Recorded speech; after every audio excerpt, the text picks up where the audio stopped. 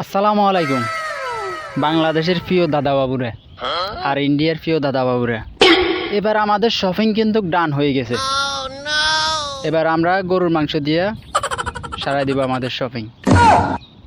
না মানে এটা বলছিলাম, গরুর চামড়াটা দিয়ে আমরা জুতা বানানোর চেষ্টা করছি। সে জুতা আমরা ফুটবো, ফুটে আবার আগামী কোরবানিতে ঈদ পালন করব। যেহেতু গরুর মাংস আমাদের জন্য হালাল, তো গরুর চামড়াটাও আমাদের জন্য সেমই আর কি। আমাদের কথা হচ্ছে যে এটা যে ইন্ডিয়ার দাদা বাবুরা যেহেতু পাগলামি করতেছে আমাদের নিয়ে, তা আমরা গরু খাই, তাদের মায়ের উপর আক্রমণ করি। তা আমাদের কথা হয়েছে আমরা বাঙালি ভাই, সারা বিশ্বে ওট দুম্বা গরু সব কিছু হালাল মুসলমানদের জন্য।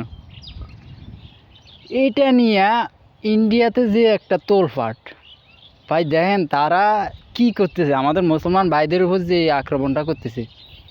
দুঃখের সাথে আমি বলতেছি এই কথাগুলা।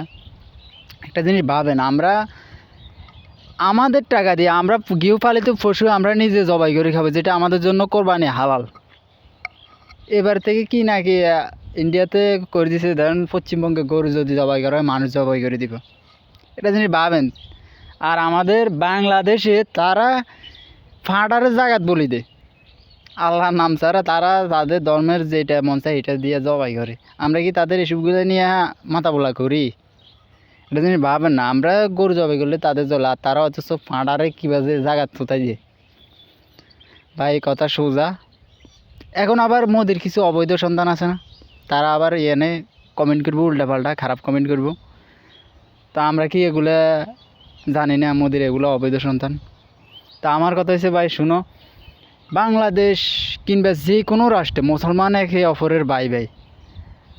আমাদের মুসলমানের ভিতরে কোনো ভেদাভেদ নেই, কথা সোজা। মুসলমান যদি শান্তিমতো যদি না থাকতে পারে ইন্ডিয়ার ভিতরে, তাহলে কোনো লাভ নাই।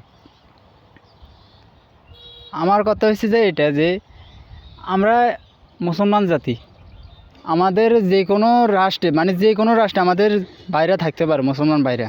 যদি এখানে যদি তারা যদি আক্রমণ করে, আমাদের ধর্ম যদি প্রচার না করতে দেয়, তাহলে তো হলো না। আমাদের দেশে কিন্তু হিন্দু ভাইরা কিন্তু প্রচুর। হিন্দু ভাইদের ধর্মের কি আমরা কি কোনোটা কি অমান্য করতেছি? তারা তাদের ধর্ম পালন করতেছে। অথচ ইন্ডিয়াতে আমাদের মুসলমান ভাইদেরকে মারতেছে, গরু জবাই করলে মানে তাদেরকে জায়গা হত্যা করবে। এটা জিনিস ভাবেন, আমরা যে কোন দেশে বসবাস করতেছি।